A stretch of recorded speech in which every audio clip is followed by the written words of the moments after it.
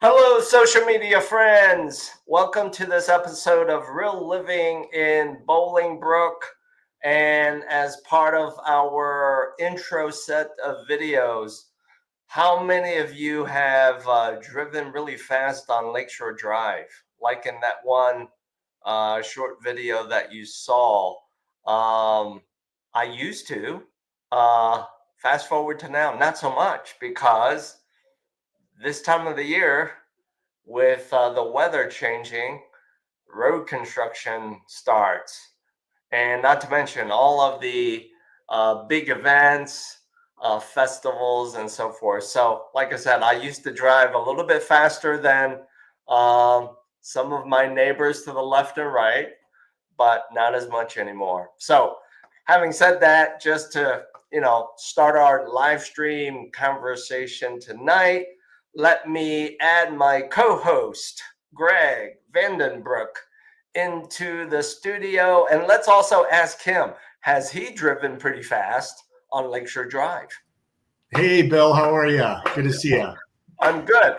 No, Have you driven really fast on Lakeshore Drive? no, I'm not I don't seek that kind of thrill, to be quite Good. frank with you. I never did. Good for you. Good Yeah. for you. I used to 10 plus years ago when I was probably young and a little dumb. Okay. Yeah. No. But fast forward to now, not as much. Not to mention, these days, with as much of the road improvements, the big events, and it just seems like to me, um, after the COVID pandemic, there seems to be a whole lot more people on the road. Yeah, it's too much risk, my big thrill is I still have a motorcycle and I You still do? yeah, I Okay. still go riding, but I only ride for pleasure, never Okay. for business, because anytime I ride for business or I got to get somewhere, Yeah. weird things happen. So I just take it out on the weekends. I take it way out west, on the sticks and the farms and back roads and all that kind of stuff. That's good. That's good. So since you own and ride a motorcycle, do you ever take a business call when you're on the motorcycle? I do. So I have How a do you place. I how do have a you place. deal with that? Okay. Well, I have a place where my phone goes, but there's Okay. been several times where I'm driving down the street and I see a call come in, a client of mine or whatever. I got to take it. I just pull down the road, turn my bike off, and take the call. Okay. Smart. Good for you. Good for you. Otherwise, there'd be too much wind and road noise, right? Oh yeah, no, Yeah, you can't. I mean, I guess some people can, and if they have a helmet that's got the whole, speaker and all that kind of stuff. But I don't have one of those. I'm more old school helmet. Good for you. All right. Had to ask that question of you. So, Greg, why Yes. don't you lead us off in tonight's episode, giving us a dose of reality right now as to what's happening with the real estate market? Yeah. So coming off of last month's episode, where I was a little bit more, optimistic that things are really starting to pick up. Yeah. It's kind of more into the it's kind of chugging along at this point. I thought things would be a little bit hotter than they actually are. Okay. For example, in Bolingbrook, we have 44 current listings of detached homes that are on the market. And that's about where it's been the last 3 years, right around 40, something like that homes. So it's just kind of chugging along. Okay. And is therefore the inventory, the months of supply still running just a tad above a 1 month? Yeah, the month supply, and I'm going to take a look at it here while I got you on the phone. The month supply here is 1.1. And that's Okay. exactly where we've been since October of last year. Oh, wow. Yeah, and then before October, we were at 1. Okay. So we've come up a little bit higher in inventory, but like what, 3 houses? I mean, seriously, it's pretty slow. It's pretty low inventory.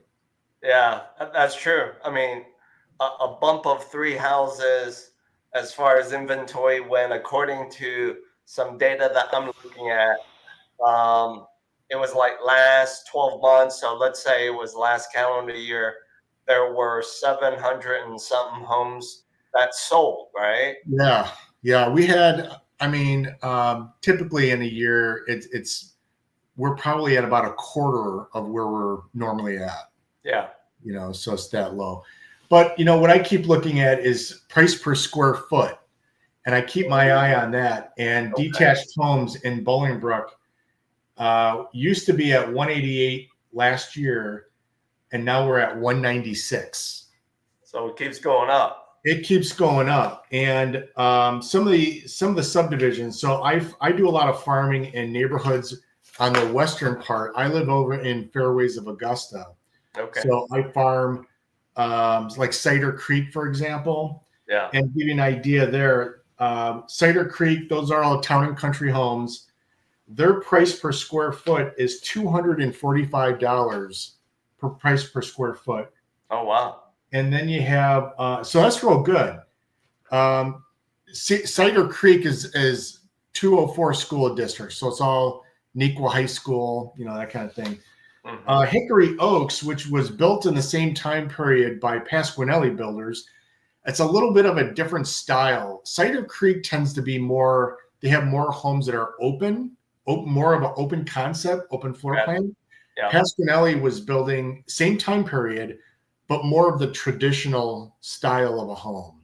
Got it. Not as open as Cider Creek. And those, that price per square foot is $204. So $245 for Cider Creek, $204 for Hickory Oaks. But part of the reason is half of Hickory Oaks is in the Bolingbrook High School district of 365. Yeah. So a lot of people really want the Neuqua High School, so that would drive a higher price. I've seen and sold the exact same home on one side of Kings Road, Hickory Oaks, for $30,000 more than the exact same home across on Kings Road. So what you're telling me is schools matter. School district trumps floor plan. Yes. Yes. So that's so $245 Cider Creek, $204 for Hickory Oaks. In Fairways of Augusta, where I live, it's $199 per square foot. Yeah. Our homes are newer, right around the early 2000s. And we have both Overstreet and Ryland Builders in the subdivision. Okay. And you might be thinking, well, why is it $199 and Cider Creek is $245? The main reason that I see is that the actual footprint, the size of the home in Cider Creek is quite a bit smaller. Really? So, yeah. So homes in Fairways of Augusta, there's many that are over 4,000 square feet. Okay. So it's a much bigger home. That's a lot more square footage. They're not going to go for $1 million. They're going to go for 750 or 850,000. Right. So that price per square foot is going to come down a little bit, where Hickory Oaks has some homes that are 1,800 square feet, and they're still getting close to 500,000, for it. So yeah, that's why that's happening. That might give me a sense that maybe the smaller home is more appealing, and it's moving faster for that first time purchase, where it's more affordable, let's call it like it is. Yeah. And also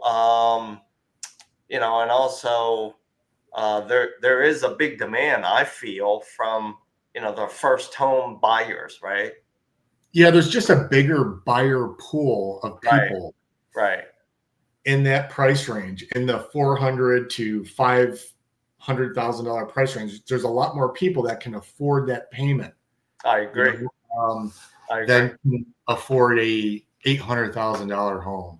That's true. Yeah, as you move up in price point of any consumer good asset, there's just a smaller pool of buyers, period. Plain and simple. Yeah. Let me ask you this question, because I know you help both sides of your consumer clients? You help them sell, you help them buy.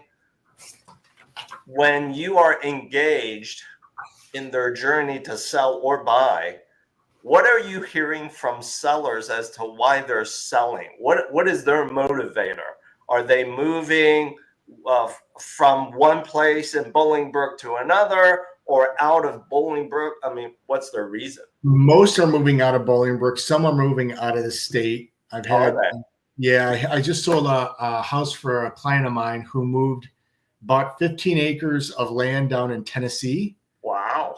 And he's putting on a manufactured home on the 15 acres. Wow. And he's a client of mine. So I worked with him in the past. Okay. I sold a townhouse that he owned as an investment property, but he also had a home out in Sandwich, which was a farm. Yeah. And he had cattle. He had his own gun range out there. It was pretty close, but I sold that one for him. And then his last house was here locally, and I sold that for him. And then he moved to Tennessee. He's got one more house left for me to sell. Did he also move out of Tennessee, not just for more acreage of land, maybe a simpler lifestyle? Did he move out of Illinois because he got tired of the winter? He never mentioned that to me, but he did mention just an easier life, lower taxes. Yeah, for sure. He's close to Kentucky, and I guess they have, I don't know, no tax on gasoline or something like that. Okay. Because he was talking about just being able to go over the border and get medication and fuel and stuff like that, and not have to even pay taxes on it. So now he's got 15 acres, a manufactured home, and his tax bill is probably going to be a third of what his small house was here. That's true. I've heard those stories. Okay, so let me share with you one of my stories. One of my neighbors who we know them. My wife and I know them because our dogs, when we walk past their house, our dogs know their dog, and they become like little best friends or whatever. And so within the week, this is really fresh news. Within the week, as we walked past their house, we saw a for sale sign. And so I think almost the next day we ran into them. My wife ran into her. And so she struck up a conversation like, hey, where are you moving to? And so their story is they bought this home, Greg, in 2021. So think about that. Not that far back, somewhat recent. And we know that when they bought the home, they did it as, a young couple, sans kid, and I think even Sam the dog, no dog yet, right? Okay. And so she told my wife, she said, "Oh, we decided to move. Not that we really wanted to move out of Elmhurst, but we decided to go back to Ohio to be close to family." Mm-hmm. And so that's kind of a common story that I'm hearing lately with friends who are selling, as well as clients and other relationships of mine that are selling. It's for these other life events that they feel like are very important to them. So there you have it. Yeah, I would have to say life events are the main driver. Very rarely do I hear somebody say, "Hey, I got to sell right now because it's a seller's market and I'm going to make the most amount of money for my house." Right. It's always the life events, divorce or something like that. I was just looking at a house that came on the market. Actually, it's been on the market for a while in Bolingbrook on Jefferson. It's $1.5 million. Wow. And they just bought it a year ago. Okay. Wow. For about $1 million. Oh, wow. But it's sitting on the market. I mean, I don't know what's going to happen with it, but. All right. Well, I hear you. We have a relationship where they have been trying to sell their North Shore home, Greg, for the past, I'm going to do a quick count, for the past almost 18 months. a lot of activity. So as a broker, you know, that speaks volumes, right? That's important. Yeah. But get this, a lot of activity, big goose egg as far as even any offer. What's the price? 5.2 million. Yeah. So what would that tell you? It's pricing correctly, right? Obviously, you know, it always comes down to price. The buyers, the ones with the cash, Yeah. are not seeing the value Bingo. in your product. That's Bingo. it. Now, Yeah. sometimes it matters. I mean, it always matters, but to what degree? Does the marketing make a difference?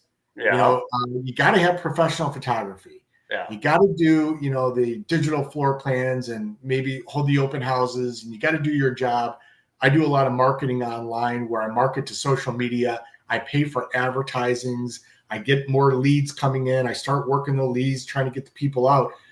But the bottom line is the price. It's the price. Yeah, it is. And people feel that it's a seller's market. So even though it's a seller's market, it's worth this, but they say, let's try for that. The buyers are too smart. They are too smart.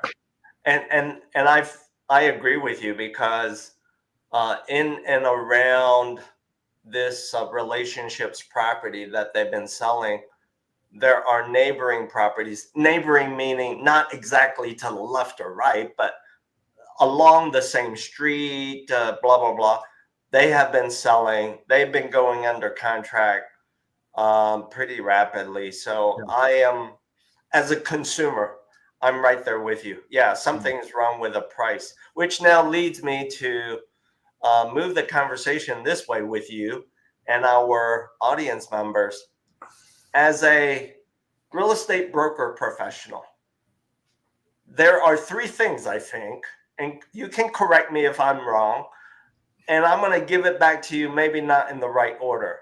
There are three things that matter, right, when selling or buying, which is, I've heard, price, terms, and time.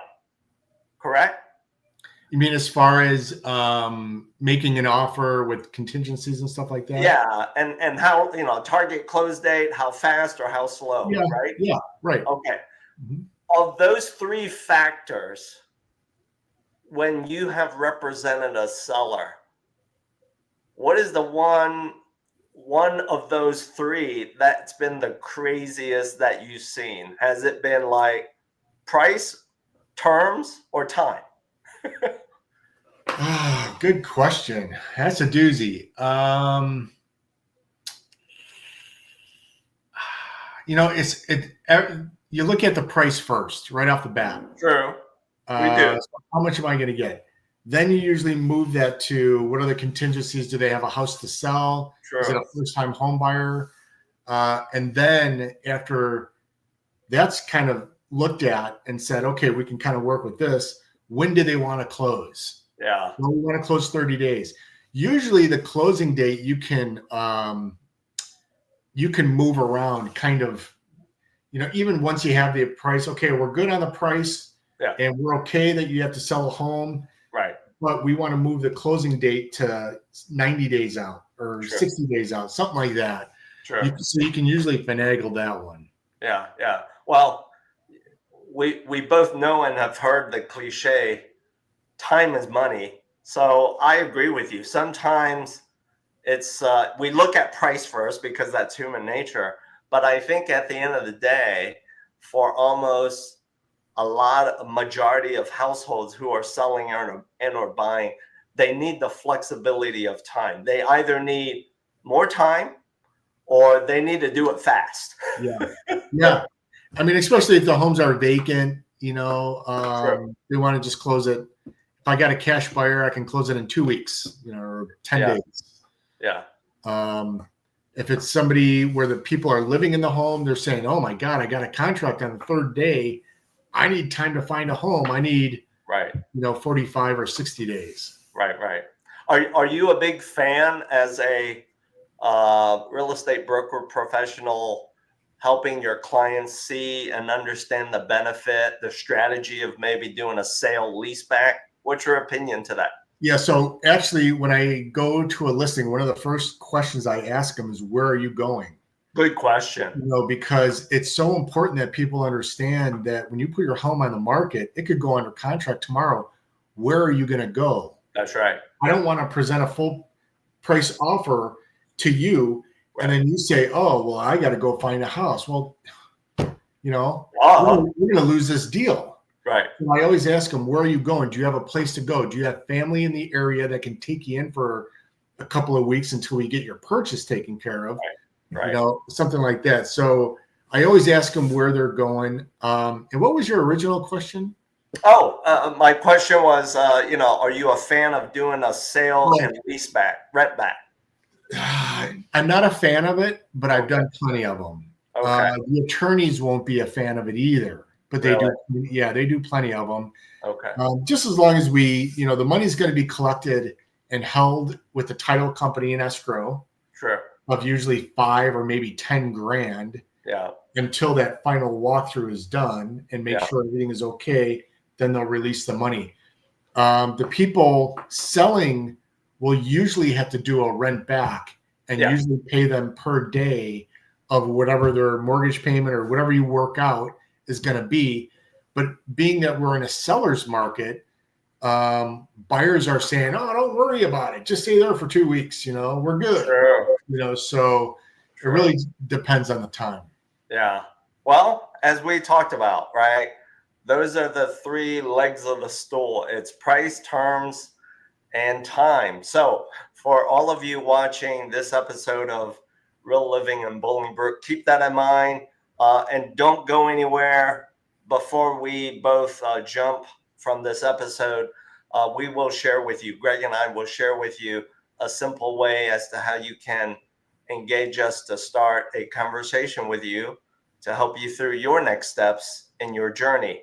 Let me wrap up tonight's episode, Greg. And I think you know this about my business, and that is for that first-time buyer segment, one of the biggest challenges, one of the speed bumps, it could be a large speed bump for some, is not so much affordability, right? Of that $500,000 or less home in Bolingbrook, it might just be, I didn't save enough money to come up with enough of a downstroke, my down payment, and or the other costs to close the deal, right? So with all of that said, let me bring up for all of you social media friends a solution we offer, and that is a down payment assistance solution that we couple to FHA financing. And here are the couple of things that you should take away. There are no income limits. You can use this toward your purchase of your next primary home, whether it's a 1-unit all the way up to a 2-unit, as well as, condos and townhomes, of course. But the key here is no income limits. So amongst the many other alternative down payment assistance solutions where they're unfortunately more catered to like low mod income households, this is uniquely something that my organization is offering as a plan B. And of course, maybe it becomes a plan A for you. So with all of that said, audience members, let me now share with you how you can start a conversation with Greg and or myself to help you with those 3 things: price, terms, or time. Whether you are selling or buying, all you have to do, wrong one. All you have to do is make sure that you add this to your speed dial. Simply scan the QR codes that you see here, one for Greg, one for myself. We will gladly engage you in a personal consultation, working with you through your next steps. Anything more you want to add, Greg? No. Did you put QR codes on here though? I can't see anything. Yeah, here. Let me Oh, Right there there. you go. Got There it. you go. Okay, perfect. So let me leave it up here, social media friends. Thank you for joining us in tonight's episode of Real Living in Bolingbrook. Until Greg and I see you in the next episode, 4 weeks out. All right, Music Posse, play us out.